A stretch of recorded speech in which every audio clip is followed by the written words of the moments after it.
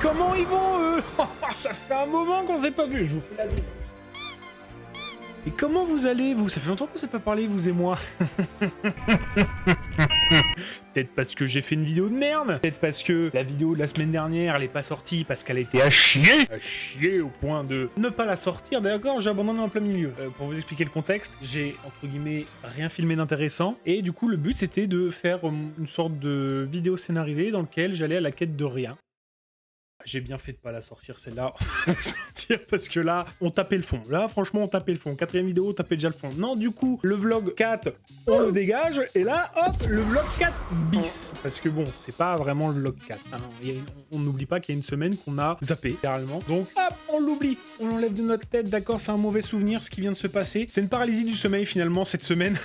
Je pense qu'on va tout de suite rentrer dans le vif du sujet. La semaine d'après, elle était, honnêtement, elle partait très bien. J'ai débuté la semaine, je travaillais tranquille. Et puis, soudain, j'ai eu un petit flash dans ma tête, puisque, pour les gens qui ne le savent pas, je pratique actuellement la force athlétique. Force athlétique, c'est quoi? C'est un sport de force dans lequel tu pratiques exclusivement 3 mouvements.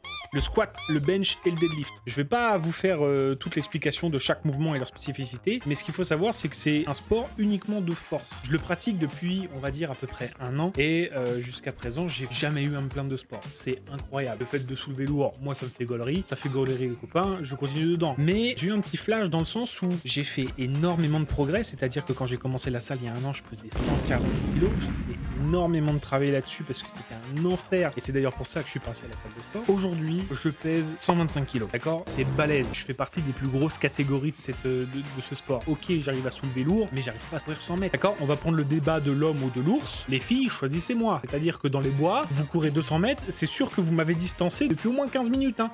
J'ai envie de travailler là-dessus. En plus, vous l'avez vu, je commence à faire des randonnées. Je vous avoue que les randonnées, j'aimerais bien un peu mieux les encaisser. L'objectif final, c'est vraiment de faire un bivouac. Pallier ça, le changement de sport, changement d'objectif, on fait une remise en forme. On revoit tout, on change tout. On change ses objectifs, on change son organisation, son programme, absolument tout. On reprend de A à Z. Ça c'est ma gueule après la première séance. Ça va être dur, mais j'y crois. Et la semaine continue, pète mon crâne, j'achète un vélo.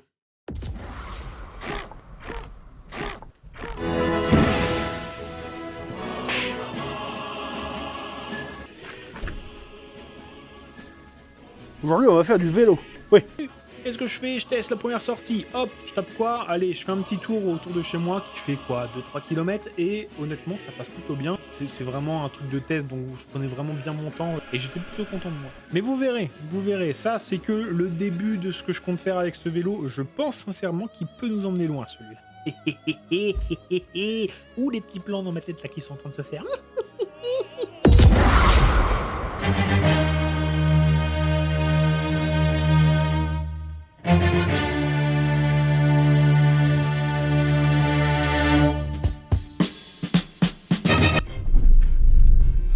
Donc nous partons, il est actuellement 7h37 et nous arrivons à midi et 17 minutes, soit 4h40 de route.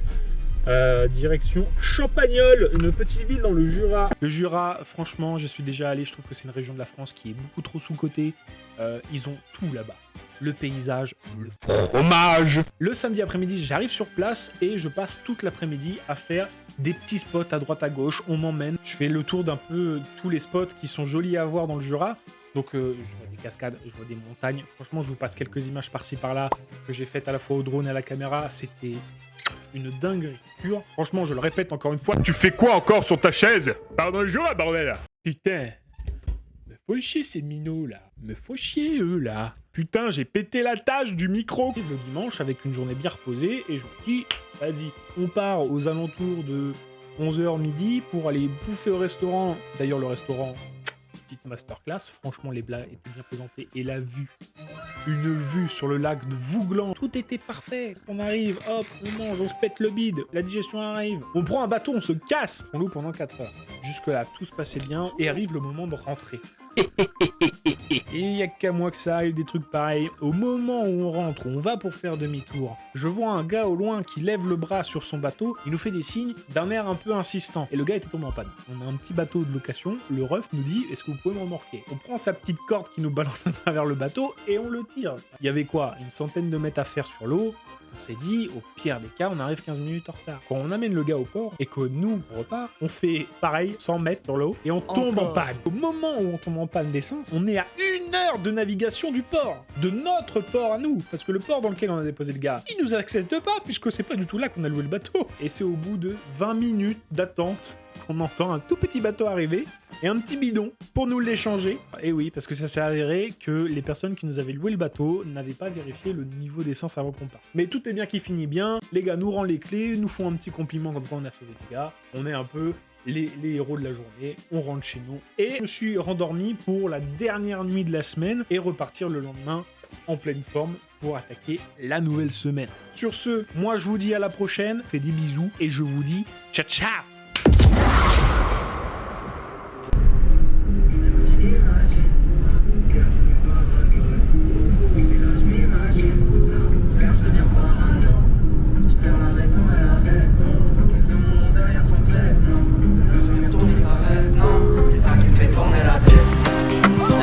Imagine ma terre sous les parasols. Mais là je m'imagine, la perche devient parano. Je perds la raison, elle a raison. Je crois qu'elle veut mon nom derrière son prénom. Elle a jamais retourné sa veste, non.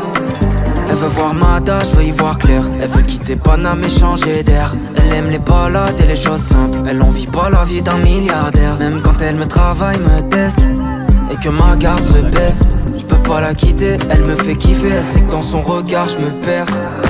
J'aime ses qualités, ses défauts. Quand je disais je t'aime aux autres, c'était faux. Petit verre de rhum, j'aime c'est beau. Je repense à quand j'étais pauvre. On veut changer de vie, changer de météo. Les degrés dans l'air, dans le verre ex-aequo.